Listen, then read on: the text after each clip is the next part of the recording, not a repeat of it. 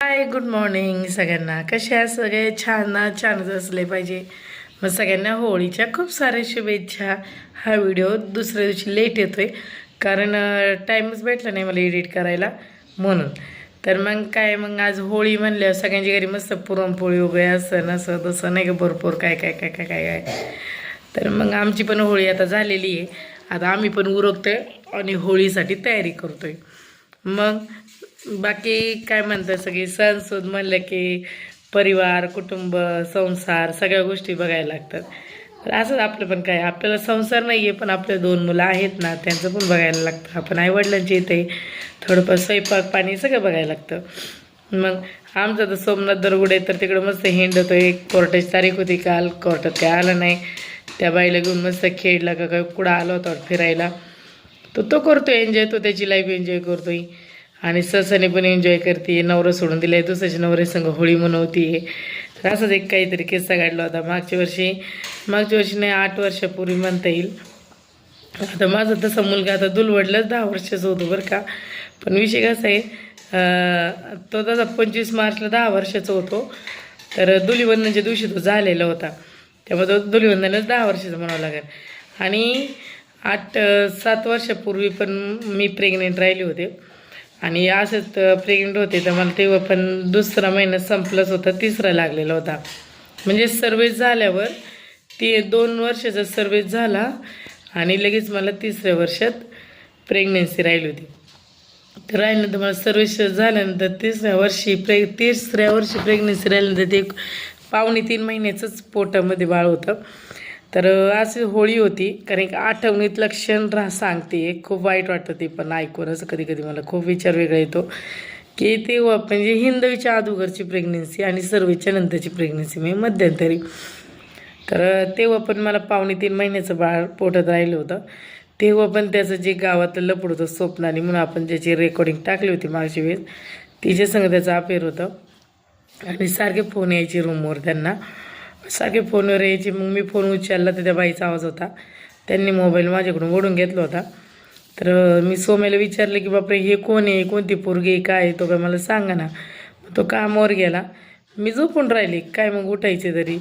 मग 2.5-3 महिन्याचं बाळ असताना आणि मला होळीच्या दिवशी तुम्ही म्हणत आहे तुम्ही काय सांगताय, पण प्रत्येक गोष्ट अशी आठवणीत राहिलेली माझ्या की त्यांनी फक्त सण शोध आणि आमचे बर्थडे आणि सण हे बघूनच त्यांनी आमच्याशी भांडणं केलेली, बाकी काहीच नाही.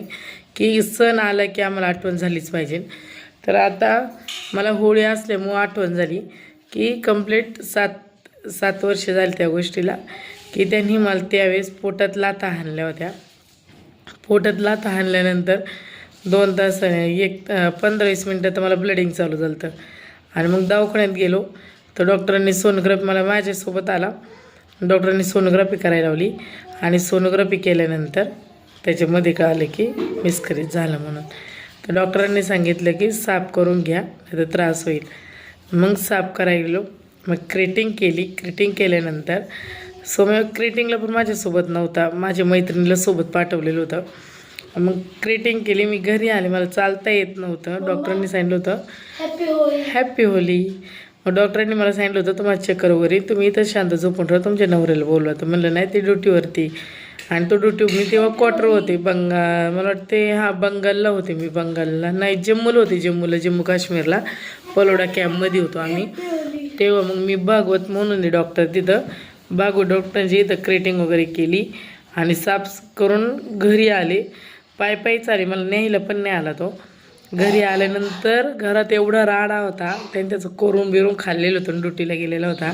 मग एकदा म्हणलं असं आपली बायको दवाखान्यात येते, क्रेटिंग करते, आपण जाऊ शकतो तिथं दवाखान्यात तिला आणायला, तरी आला नाही. मग मी घरी आल्यानंतर मग मी ते उभं राहत नसताना मीच भांडी वगैरे सगळं साफसफाई केली. मग घरी आलं, मग मला रडायला वगैरे आलं की नाही का, असं झालं तसं झालं. तर मला एकच म्हणला, काय रडायचे म्हणला, होत राहतात म्हणतो, आज काय रडायचे, परत दुसरं काढायचं तिसरं काढायचं. तर म्हणजे त्याला माझी थोडीशी कीव त्यावेळेस आली नव्हती. असला नीच माणूस आहे. त्यामुळे तुम्ही म्हणता ताई हे कधीच काय तुम्ही मधीच काढले, मधीचं नाही की होळी आहे म्हणून मला आठवणीत राहिलं तो क्षण माझ्या, किंवा माझ्या बाबतीत त्यांनी अशा गोष्टी केलेल्या होत्या. तर मग मग दुसऱ्या दिवशी धुलीवंदन होतं. माणसाला ताकद तर पाहिजे ना उभं राहण्याची, की बाबा अशी गोष्ट झालेली आहे आपल्यात. तर मग धुलीवंदनाच्या दिवशी पण गेला आणि पिऊन वगैरे आला ड्युटीवरती. पार्टी वगैरे असते खूप मोठी, त्यांची जंगी पार्टी असते, तेव्हा पिऊन वगैरे आला. आणि तेव्हा पण खूप नाटकं एवढी. घरात बाहेर तो खूप छान राहतो सगळ्यांसंग, ड्रिंक वगैरे पिऊन आला. नंतर तिकडं कलर वगैरे खेळून आला आणि घरात आल्यानंतर चाल याची भांडणं चालू. म्हणजे असं नीच आहे की प्रत्येक गोष्ट आहे ना अशी भरपूर सांगण्यासारखं आहे बरं का त्याच्याविषयी. त्याचे वाईट प्रकार, चांगले प्रकार त्याच्याविषयी एकही चांगलाच प्रकार असा नाही की त्याला मी त्याचा असं आवर्जून तुमच्यासंग शेअर करीन. असं एकही प्रकार माझ्या आयुष्यात घडलाच नाही त्याच्याविषयी. त्यामुळं ते काय म्हणतात ना की काहीतरी शब्द आहे तो की आपली पण असं नाही की मी पण बरबी करायची. माझ्या घरी खूप चांगले, माझ्या आईबापाचं चांगले म्हणून आईबापाच्या इथं राहते. त्याच्या घरी काही चांगलं नव्हतं. एक तो जॉबला होता म्हणून माझ्या घरच्यांनी दिलं होतं, बाकी काही नव्हतं बघून दिलं. आणि जॉबवालाच असा फालतू निघाला की मी सगळ्यांना आवर्जून सांगेन की जॉबवाला करू नका. गरीबातला गरीब करा की 2 घास तो सुखाने खायला घालीन. तुमचा सण सूद काय असन, सण तरी तुमचा सुखाने जाईन, बाकी काहीच नाही. मग बाकी काय म्हणताय मग सगळ्यांची होळी वगैरे. नको बाहेर जाऊन देऊ, नको बाहेर जाऊन देऊ आज ग्रहण. पण तू कशाला बाहेर लावते त्याला. नाही कोणीच नाही खेळणार आज. तर अशाच गोष्टी मग अशा गोष्टी भरपूर काही गोष्टी अशा आयुष्यात घडलेल्या आहे त्या की शेअर करावा की नाही कळत नाही. पण आता आपली लाईफ स्टोरी चालू आहे म्हणून मला या गोष्टी मध्यंतरी शेअर करायला लागत आहेत. आणि सणसुद्धा आले की मला आवर्जून खरं सांगते मला आठवण होती की एक नवरा म्हणून मी त्याच्यासाठी काय कमी केलं नव्हतं आणि त्याने का असं केलं की मला धोका दिला. मग बाकी काय असेल ते त्याची मर्जी बरं का. आपण त्याला जास्त फोर्स पण करू शकत नाही की तू माझ्याशी नीट राहा, माझ्याशी नीट बोल. काय आपण त्याला त्या गोष्टी जास्त फोर्स पण करू शकत नाही. एखाद्याला बाहेरची आज स्वतःची 30 वर्ष, आज माझं वय 30 आहे, त्याला 17व्या वर्षी माझं लग्न झालेलं आहे. तर त्याला आज 30 वर्षाची आपली बायको नाही आवडत, त्याला 45 वर्षाची बाई आवडत असेल, दुसऱ्याची लेकरं काढलेली तो संबंध असेल, तो किती नीच व्यक्ती असेल. आणि ठीक आहे तो नगरमध्ये राहतोय, मला काही प्रॉब्लेम नाही आहे, राहू दे त्याला. फक्त काय असेल ते मी तर म्हणते तुम्ही लोक काय ताई तू घेण्यासाठी राहते, मी घेण्यासाठी. पण आपलं जे हक्काचं आहे ना ते मिळवण्यासाठी एका आईला आहे ना प्रत्येक गोष्टीला सामोरे जावं लागतं. मग बाकी काय. चला मग आमचं कसा शिमगा झाला आहे तुम्हाला.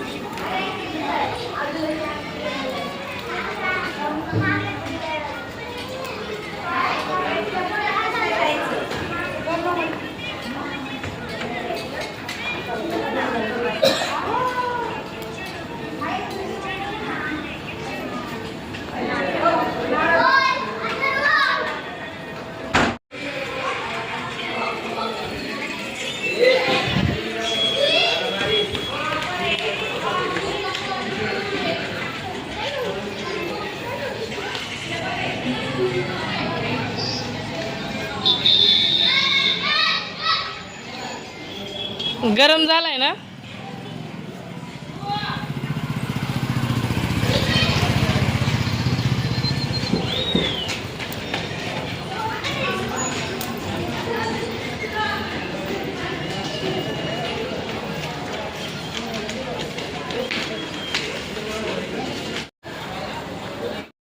पण हे जे शहरामध्ये करतो ना ही गावाला खरंच खूप छान मज्जा येते बरं का.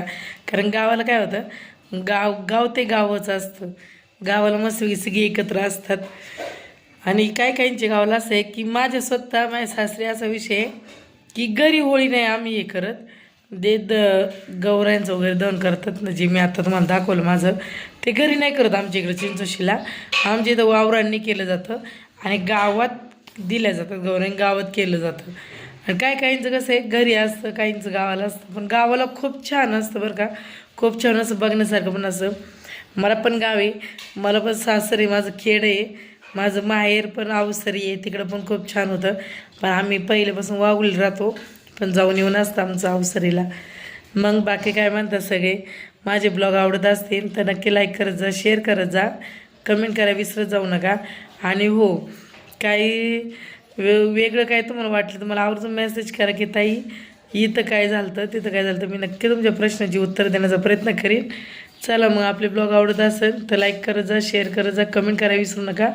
आणि जे नवीन असेल त्यांनी पहिल्यांदा सबस्क्राईब करा. सबस्क्राईब केल्यानंतरच तुम्हाला जो मी नवीन व्हिडिओ टाकेन तो तुमच्यापर्यंत पोहोचला जाईल. चला भेटूया मग आपण दुसऱ्या ब्लॉगमध्ये.